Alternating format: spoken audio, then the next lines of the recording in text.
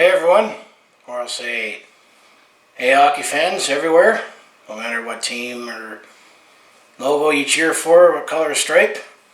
Happy opening night eve here, hockey fans. Obviously, my choice is the Calgary Flames, and as part of the opening night festivities tradition is looking at the opening night rosters for each team, and obviously I'm going to go over the Calgary Flames opening night roster here. I don't know if this is starting to become a tradition here, but it seems like since I started getting active on YouTube, I mean it's my second season now, that start recapping Flames and that we seem to have to get dug out from an early autumn snowstorm here. As the other day there, Calgary had the snowiest September day, on September 29th there, on the Sunday there, we had over 24 centimeters of snow that fell, according to Environment Canada there. And I recall when I did this video for last season, we were still buried under snow at the beginning of October here.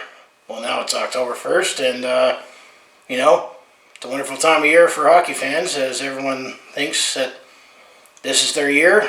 This is the year that we got stuff to be optimistic for, and you got to say the same thing for the Calgary Flames, as I'm always going to keep calling the 2018-19 season the best regular season the Calgary Flames have had in a generation, because it's been a generation, even myself, that Calgary had that great of a regular season and had the best record in the conference there.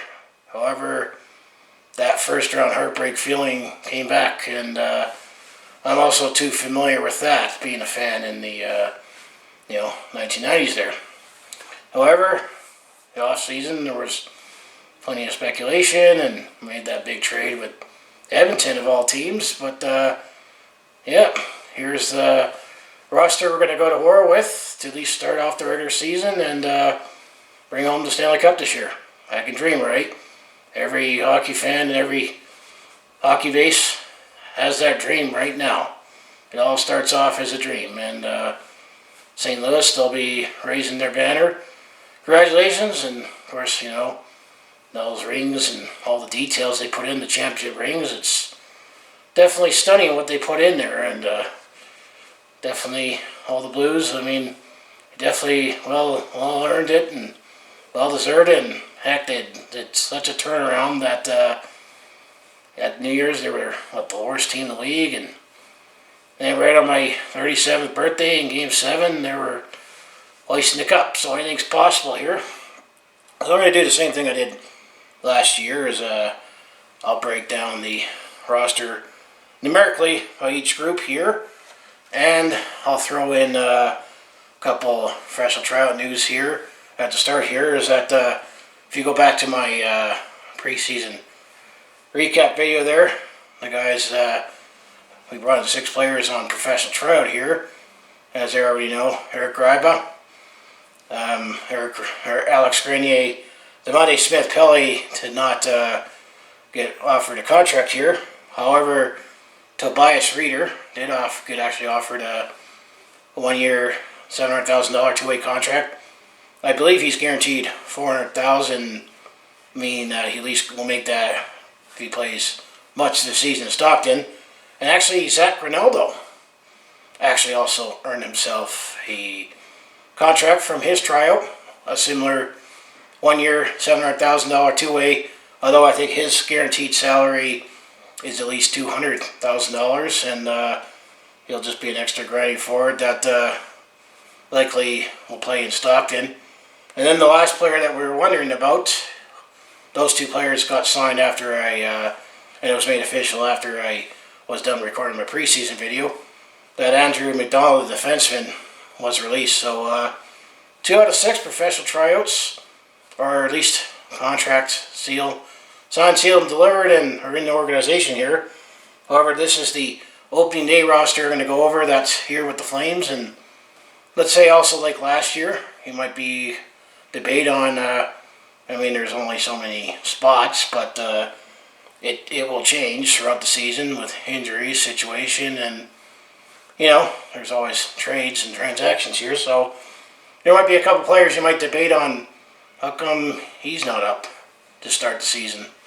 So let's cut to the forwards here. So I'm going to start with the forward group here. So number 10, Derek Ryan. He's back for his second season with the Calgary Flames. He definitely was a nice pickup that we got from the Carolina Hurricanes, and he definitely has followed Bill Peters around in his whole hockey career, going all the way back to Spokane. And, with the Spokane Chiefs there. And, he's another one of those inspirational players that, he's played literally overseas and was an undrafted free agent here. So Derek Ryan's back. And then number 11, Mikael Backlund, who's been a career Flame since we drafted him back in 2007 there. And he's definitely been one of the better two-way forwards that, he's on the cusp of, throwing in as a Selke nominee as the best defensive forward there, checking forward. He definitely plays a great two-way game, and actually his new contract kicks in, so he's definitely making over $5.3 million for the next 5 seasons, but he's definitely great at being a shutdown forward here. So the next player, number 13, Johnny Gaudreau. So what can we say about him? He was 1 point short of hitting 100 points last season. Definitely is one of the best scoring forwards, small forwards in the game, and he's definitely been very exciting since we brought him in, and not too bad for a guy. I think we drafted 104th overall back in 2011 there. So Johnny Hockey, let's see what he can do, continue on the top line here. And then, as I mentioned in the opening here, number 16, Tobias Reader, one of the guys that was signed to a professional tryout here, and one of the former Oilers that I'll be going over in this roster here. Tobias Reader, definitely, actually Bill Peters quoted him as the penalty killing machine here, and, with the exception of last season, which he must have been more snake bitten than James Neal was, he did not score a goal. He probably had 11 assists in over 67 games, and of course, I don't know if it's tongue-in-cheek or if they were serious, but he was blamed for not getting the Oilers in the playoffs. They said, well, if he scored his 10 to 12 goals, him to be in the playoffs. So I think there have been more issues than just that, but Tobias Reader, he's been a guy who, throughout his career, with the exception of the last season, guaranteed to get 10, 15 goals and 30 points here. However, we also banked on James Neal giving us 20 goals, and he did that 10 times a career, except last season, and he didn't give us 20 points. Well, speaking of James Neal here, the guy that we traded away for James Neal, number 17, Milan Lucic, now with these guys, and so far we've seen he's been rejuvenated.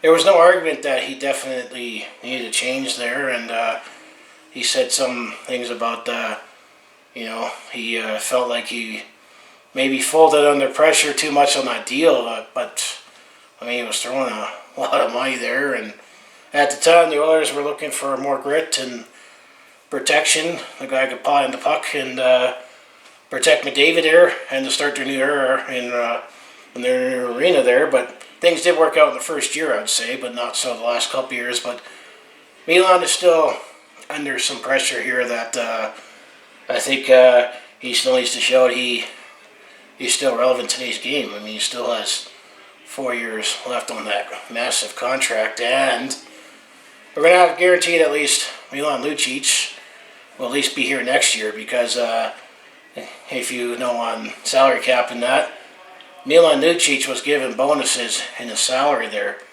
So when let's say if you wanted to buy someone out who has a contract that has bonuses in there, they still count against the cap plus the buyout percentage there. And it works out next season that, let's say hypothetically, if we bought out Milan Lucic, his cap hit would be almost the same on the payroll if we still had him on the roster. So, he'll at least be here for 2 years, but from what I've seen from him so far, he's looking good in Flames colors here. And then another guy that is going to continue to look good in Flames colors is number 19, Matthew Tkachuk here. And in his 3 seasons, he's definitely playing a lot like his dad did, and the guy that you would love to have on your team, but absolutely hate to face him. And he's starting to make lists, the same kind of list that Brad Marchand is. One of those forwards that likes to get you off the game there, and sure glad that we have him. Another guy that also is going to keeps looking good in Flames colors is number 23, Monahan. He's always a quiet center that if he stays healthy here, he can maybe score you 40 goals. I mean, he's definitely showing you can be someone you can count on to score you 30 here. And then the next forward here is number 27, Elias Lindholm, back for 2nd season of the Flames here.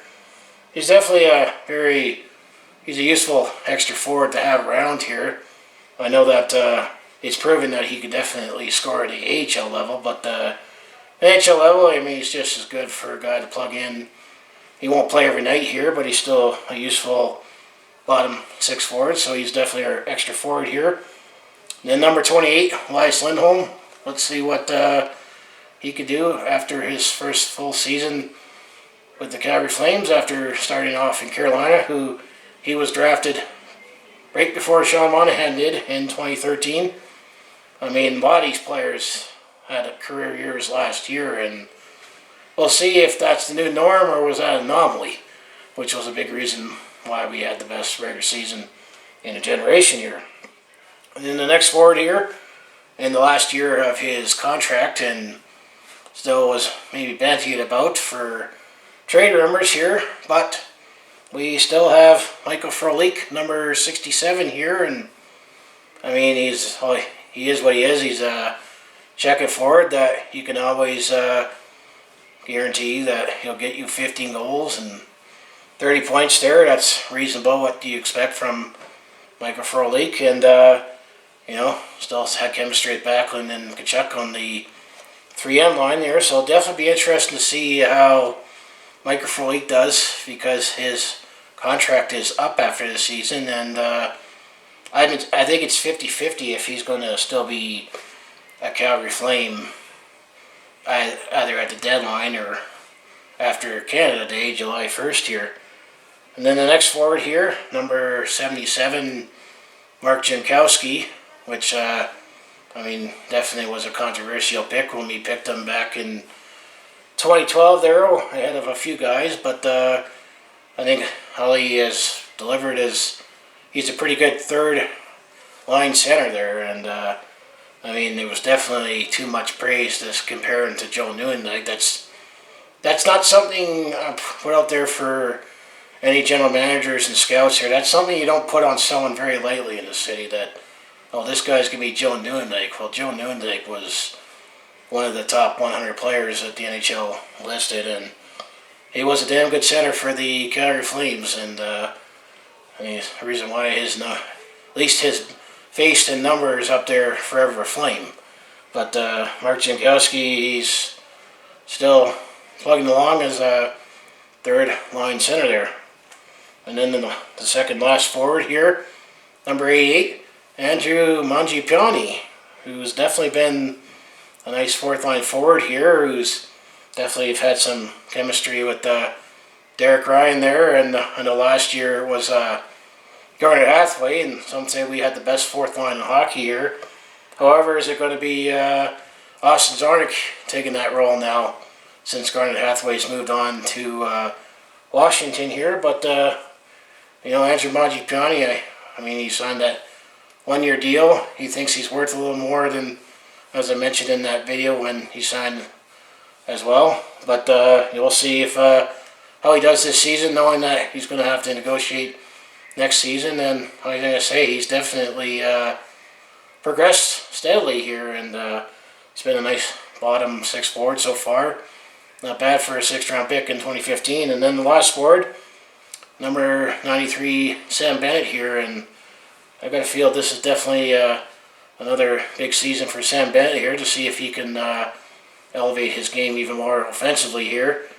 He definitely was drafted as a checking forward here, but there was still some hope that maybe he would provide a little more offense here. I mean, he was top coached by Doug Gilmour here, and it's been too long since we last had a checking forward that could score the big one like Doug Gilmour here. But Sam Bennett, he's definitely still a useful player that you can put on the third line, and he's definitely someone you don't want to mess with on the ice here. But we'll be interested to see how he progresses after going through the arbitration process, and we'll see how Sam Bennett does this season here. So that's your forwards.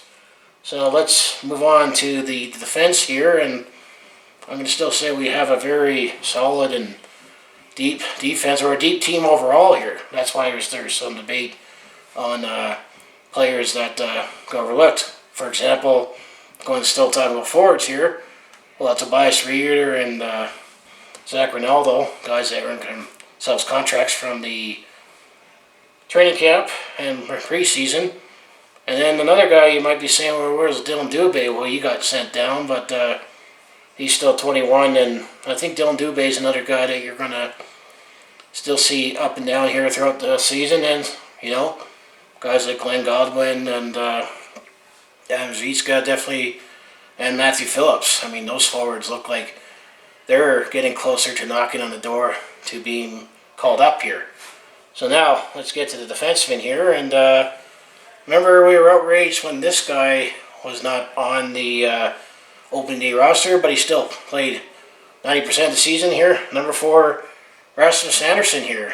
And he's definitely elevated his game, and his entry-level contract actually expires after this season, so maybe he'll be extra motivated here, but he definitely showing he can. I mean, some nights he actually plays with the next guy I'm going to mention, the guy who happened to win the Norris Trophy last year, Mark Giordano. But I mean, Rasmus Anderson's proven he can.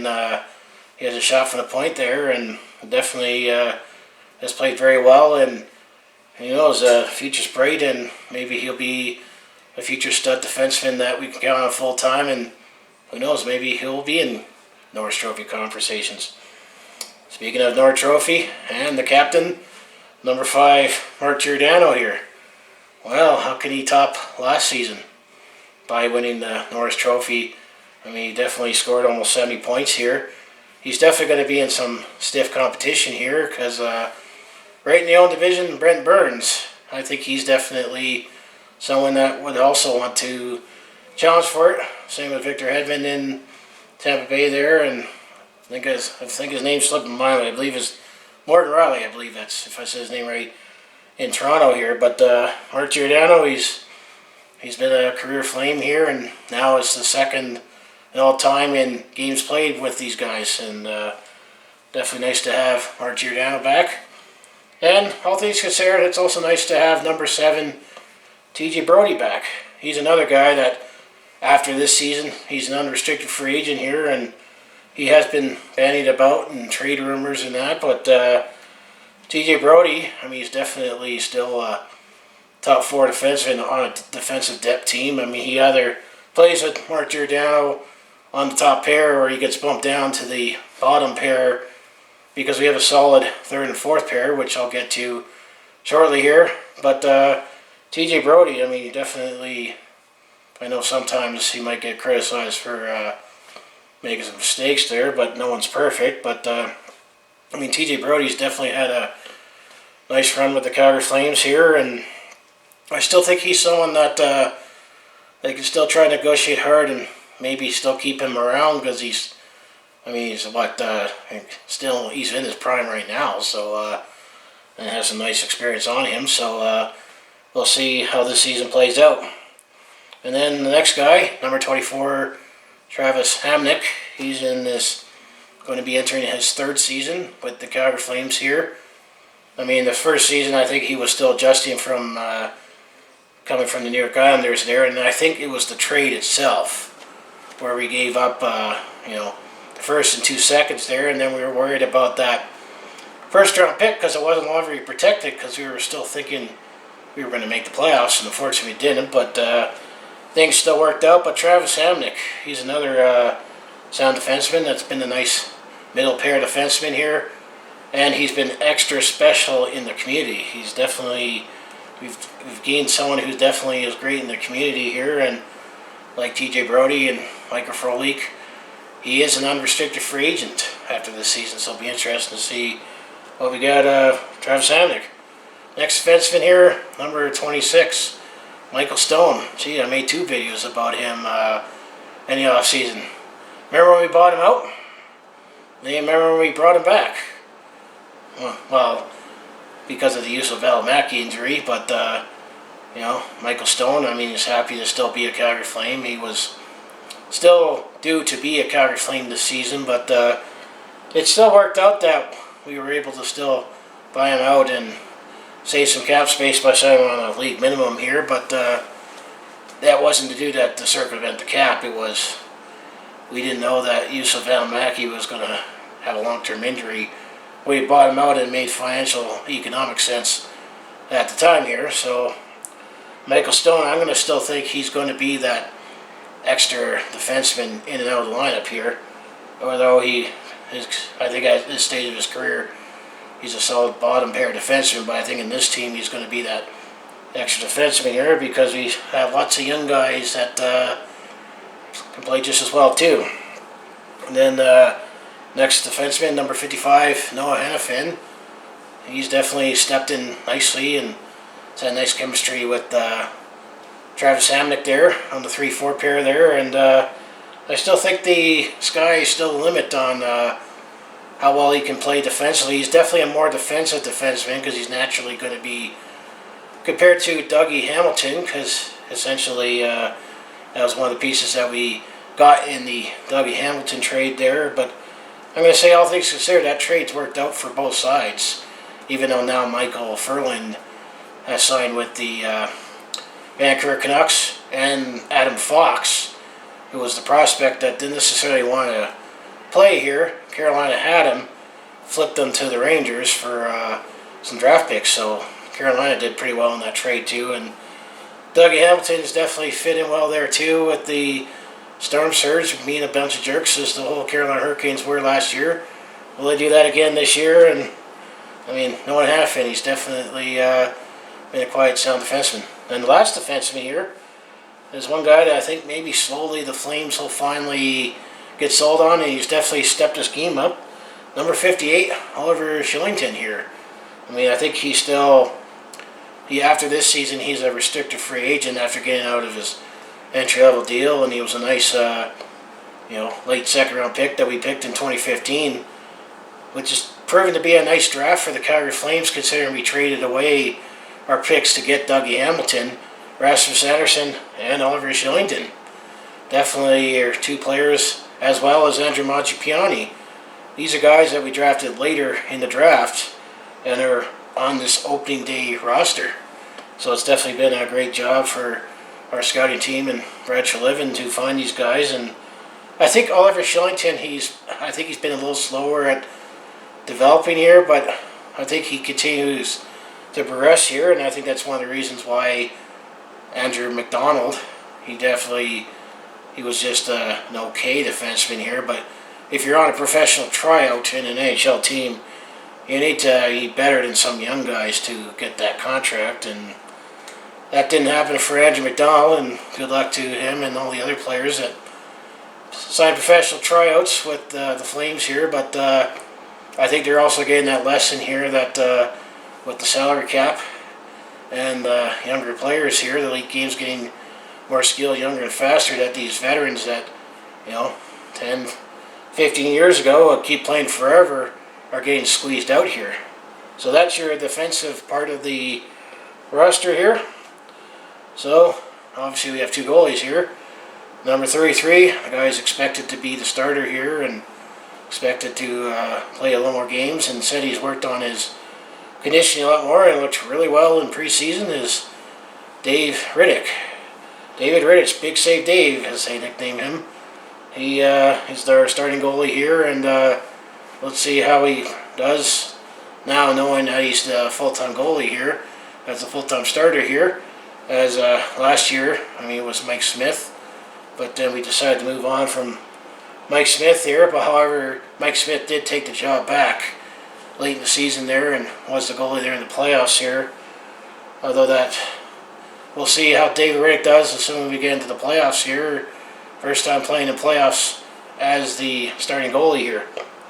But the next guy, backup goalie that we signed, is he's going to wear number 39, Cam Talbot here, because most of his NHL career he's worn number 33, but with 33 already claimed here in Calgary, Cam Talbot has decided to wear number 39 here, and another former Oiler that we signed here, or have on the roster here. We'll see how Cam Talbot does. I think he looked better as preseason went along here, and I think he is going to bounce back. And I'm going to say we kind of have a platoon system here. Is gone are the days where you could have a goalie that plays 70-plus games, and we already went through that with Mika Kiprusoff. He was a great goalie there, but then we always kept saying to him, we're going to play you less because we need you fresher for the playoffs here. And then we nicknamed the backup McBackup because we had like Gene McLennan, Curtis Mackley, Joey McDonald.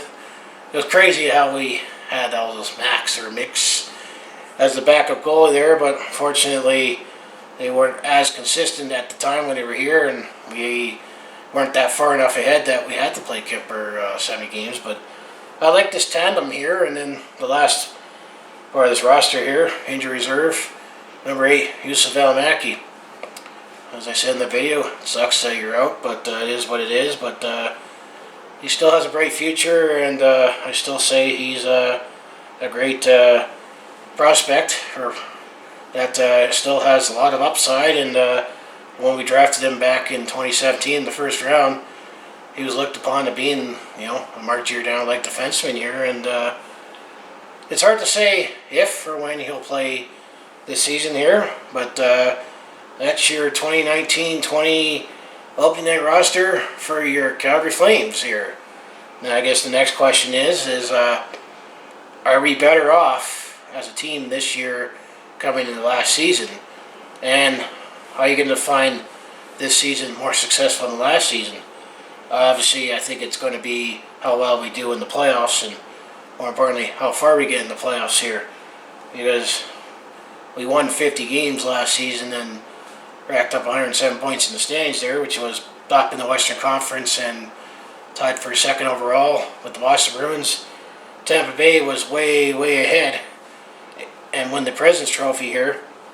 However, if we won 5 less games but get to the third round, I'm just throwing this out here, I would consider that a more successful season than last season here. And I think we didn't tweak too much.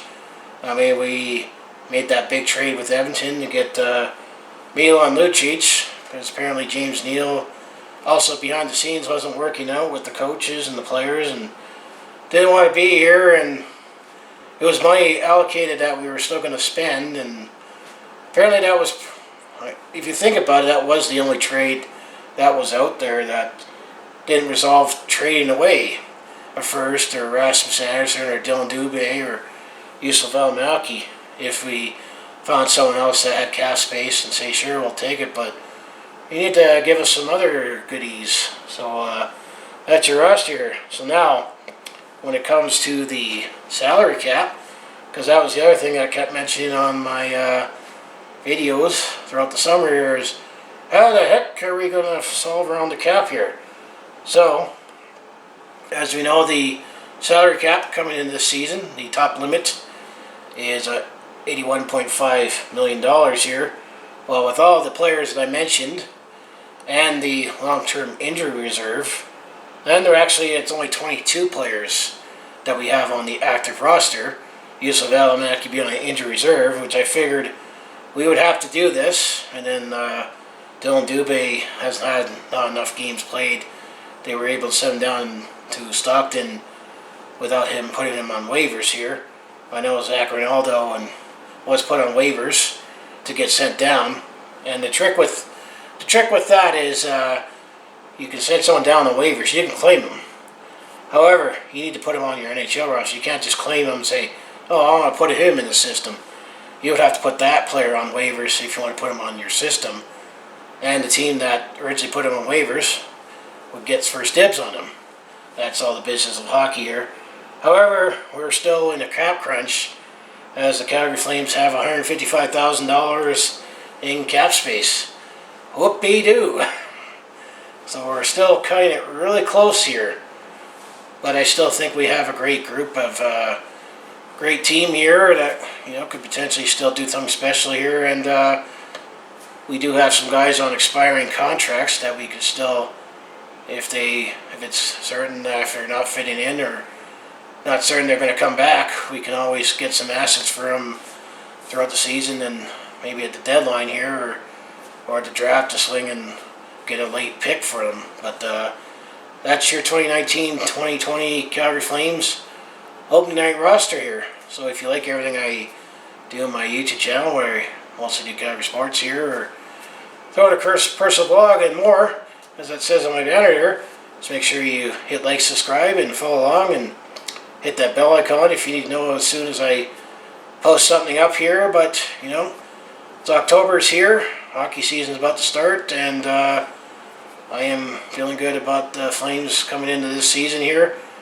However, I'm only cautious is that the 3 of the last 5 years we made the playoffs, as we made in 2015, missed in 2016, got back in 2017, missed in 2018, and then we made it in 2019. So hopefully this miss pattern does not continue here. I expect this team to compete for the Pacific Division title, likely with Las Vegas and San Jose here.